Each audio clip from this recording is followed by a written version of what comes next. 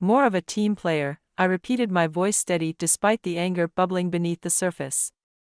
My boss Marcus leaned back in his leather chair, that insufferable smile still plastered across his face.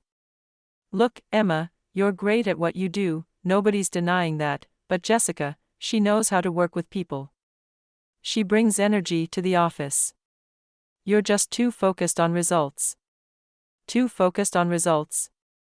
The words echoed in my head as I sat there gripping the armrests of my chair. 5 years I'd given to this company.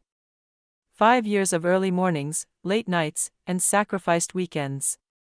I'd single-handedly landed our biggest clients, streamlined our operations, and increased our department's efficiency by 40%. And now I was being passed over for a promotion because I was too focused on results. My name is Emma Chin, and at 32, I learned the hard way that corporate success isn't always about merit. Sometimes it's about playing the game, knowing whose ego to stroke and whose coffee to fetch. Jessica was certainly good at that.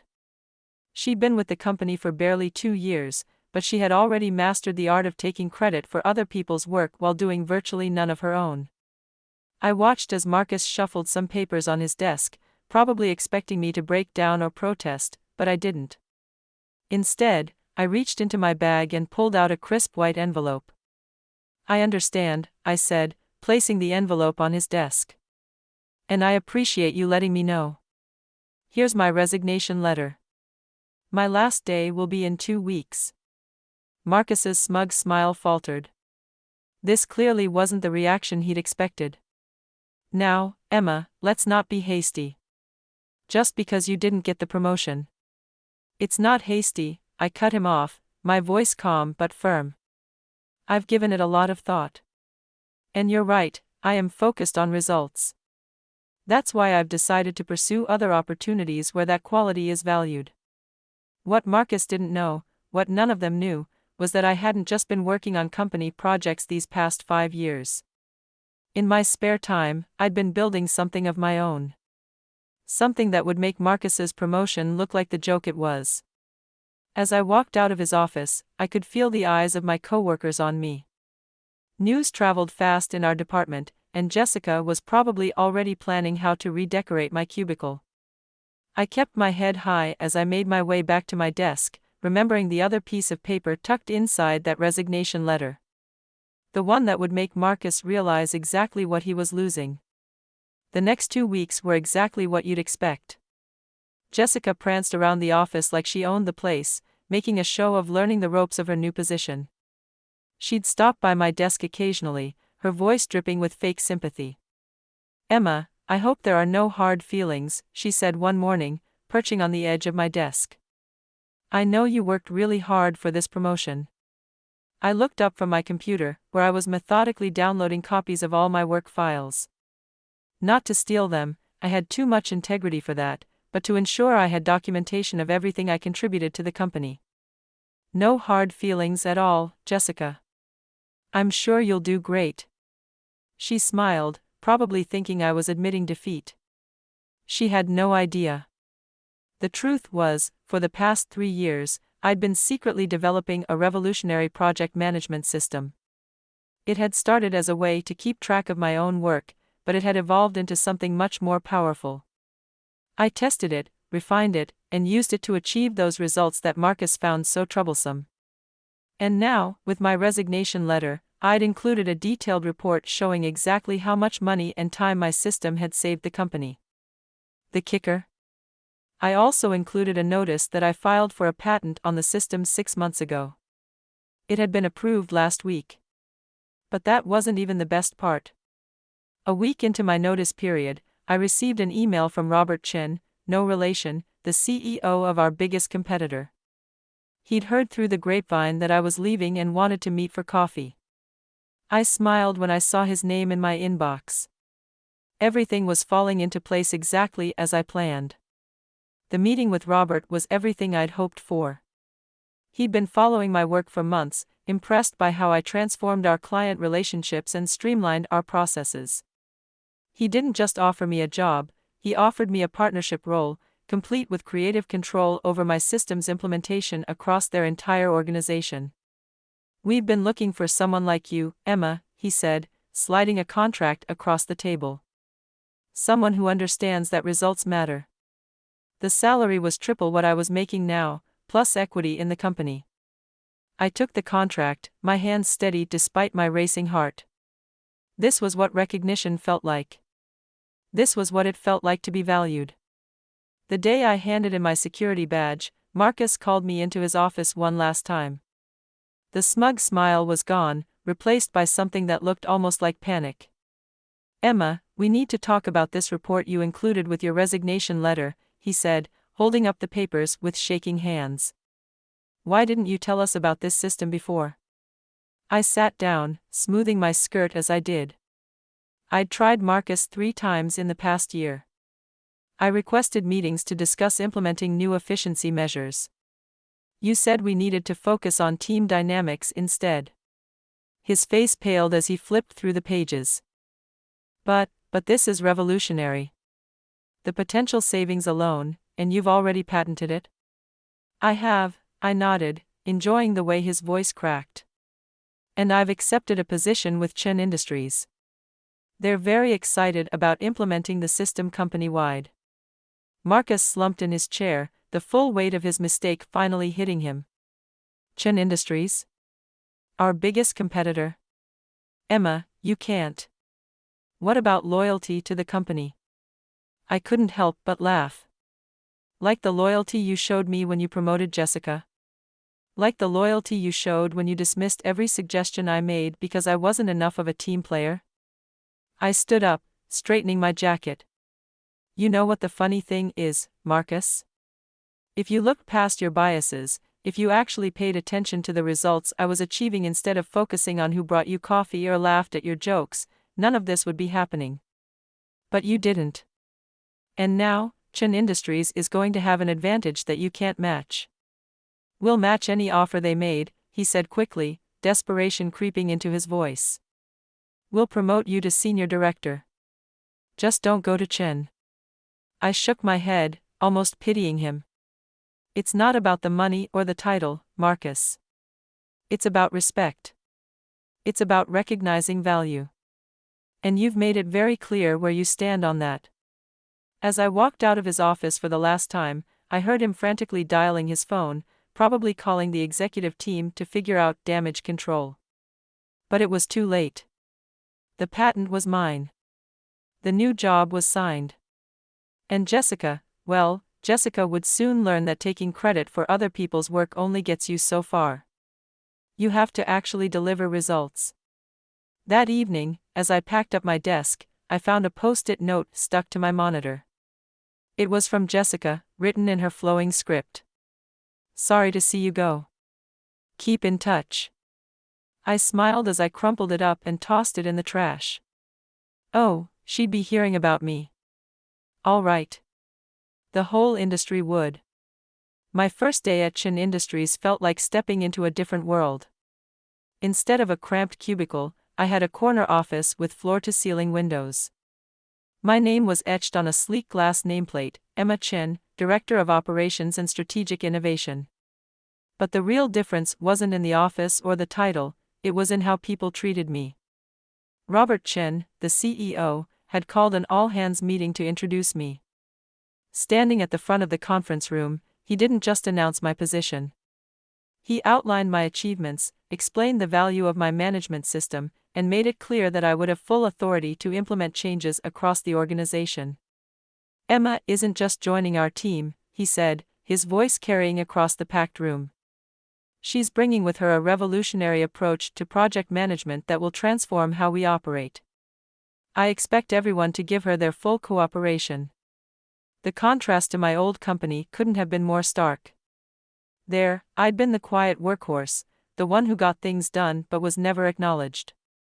Here, I was being celebrated for exactly what Marcus had dismissed, my focus on results. But the real satisfaction came 3 months later. I was in the middle of a team meeting when my phone buzzed with a text from my old colleague, David. "You might want to check the industry news," it read. "Something big just dropped about Meridian Corporation." I excused myself from the meeting and hurried back to my office, pulling up the industry news site. The headline made me catch my breath: Meridian Corporation stock drops 30% following disaster. The article detailed how Meridian had lost 3 major clients in the past quarter, with several others threatening to follow. Project delays had skyrocketed, costs had spiraled out of control, and efficiency metrics had dropped to all-time lows. The company's stock was in freefall. As I scrolled through the article, one quote caught my eye. It was from Thomas Reynolds, one of our biggest former clients. The quality of service at Meridian has deteriorated significantly. Projects that used to be completed smoothly are now constantly delayed. It's like they completely lost their organizational structure. I couldn't help but smile. Those smooth-running projects? They'd all been managed through my system. The organizational structure they lost? That was the framework I built over 5 years, the one Marcus had never bothered to understand. My phone buzzed again. Another text from David. Jessica's having a complete meltdown. She can't handle the workload, and Marcus is starting to realize she has no idea what she's doing. I set my phone down, thinking about the irony of it all. Jessica, who'd spent 2 years taking credit for other people's work, was finally being forced to produce results on her own. And Marcus, who'd chosen style over substance, was watching his department crumble. But I had bigger things to focus on at Chin Industries. My system was already showing remarkable results. Project completion times had been cut in half. Client satisfaction scores were at record highs. And our efficiency metrics were off the charts. Robert had already approved my proposal to expand the system company-wide, and we were in talks with several major clients who wanted to license the technology. One morning, about 6 months after I'd left Meridian, I walked into my office to find Robert waiting for me, a newspaper in his hands. "Have you seen this?" he asked, holding it up. The headline read, "Meridian Corporation CEO steps down amid continuing crisis." I nodded, taking the paper from him. "I saw the announcement," I said, my voice steady. "Word is they're completely restructuring the company." The board finally realized how badly they'd mismanaged their talent, Robert said, watching my reaction carefully. "Apparently, they tried to recreate your system, but without the underlying architecture, it wouldn't work." I finished for him. The system isn't just about the software or the processes. It's about understanding how all the pieces fit together. Robert smiled, the kind of smile that said he knew exactly what he had in me. "Which is why we're announcing your promotion to Executive Vice President next week." The board voted unanimously. They've seen what you've done here in just 6 months, and they want more. I felt a warmth spread through my chest. This was what recognition felt like. This was what it meant to be valued for your actual contributions, not just your ability to play office politics. Later that day, I received an unexpected email. It was from Marcus. "Emma, I hope this finds you well. I'm sure you've heard about the changes at Meridian. I wanted to reach out and acknowledge that I made a massive mistake in not recognizing your value to the company. The system you built was the backbone of our success, and we didn't realize it until it was gone. I'm no longer with Meridian. The board asked for my resignation last week. Before I left, I made sure they knew this could have been avoided if we'd listened to you. Jessica resigned a month ago. Turns out managing actual projects is a lot harder than taking credit for other people's work. I know it's too late to fix things, but I wanted you to know that you were right, results do matter. I just wish I'd seen that sooner. Best regards, Marcus." I read the email twice, letting the words sink in. There was a time when this kind of acknowledgement would have meant everything to me. Now, sitting in my executive office at Chin Industries, preparing for another board meeting where my ideas would be heard and valued, it felt like a footnote in a story that had already moved on. I clicked reply and typed a simple response. "Marcus, thank you for your email. You're right, results do matter.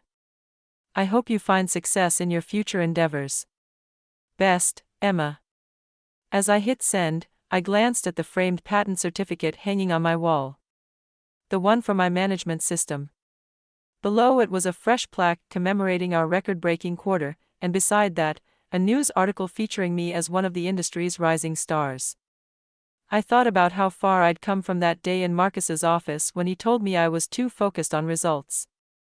That criticism had turned out to be the greatest compliment he could have given me. Because here, in my new role with my new team, those results were changing the industry. The next morning, I called a team meeting. As I looked around the conference room at the eager faces, people who respected me, who valued my input, who were excited to learn from me, I felt a deep sense of satisfaction. Today, I began, we're going to talk about our next big project. But first, I want to share a story of the importance of recognizing value, not just in systems or processes, but in people. As I spoke, I could see understanding dawn in their eyes. They got it. They understood that success isn't just about playing the game or being a team player. It's about creating real value and having the courage to stand by your convictions. Sometimes, I realized, the best revenge isn't about getting even. It's about moving forward. About building something better than what you left behind. Marcus, Jessica, and Meridian Corp had taught me that valuable lesson, even if they hadn't meant to. As I drove home that evening, I passed by the Meridian Corp building. The logo that once seemed so imposing now looked tired and dated. A flimsy sign hung in one of the windows. They were downsizing, another casualty of their poor management decisions. But I didn't feel any triumph at their downfall. Instead, I felt grateful. Grateful that they had underestimated me. Grateful that they had pushed me away. Grateful that they had forced me to prove my worth, not just to them, but to myself. Because sometimes, the biggest opportunities come disguised as rejection. Sometimes being too focused on results is exactly what you need to be. And sometimes, the best response to someone undervaluing you is to show them exactly what they missed out on. My phone buzzed, a text from David, Meridian's board is asking about you. They want to know if you'd consider coming back as CEO. I smiled as I typed my response, thanks, but I'm exactly where I need to be. And I was. Because success isn't just about proving others wrong. It's about proving yourself right. It's about standing firm in your convictions, even when others doubt you. It's about knowing your worth and not settling for less. As I pulled into my driveway, I thought about all the other EMs out there, talented people being overlooked because they were too focused on results. Maybe my story would inspire them to stand their ground. To believe in their value. To create their own opportunities. After all, sometimes the best way to handle rejection is to turn it into rocket fuel. To use it as motivation to build something better. Something stronger. Something that makes them realize exactly what they lost. And as I sat down at my home office to review the latest proposals for expanding our system globally, I couldn't help but smile. Because in the end, Marcus had been right about one thing, I was too focused on results. And that focus had taken me exactly where I needed to be.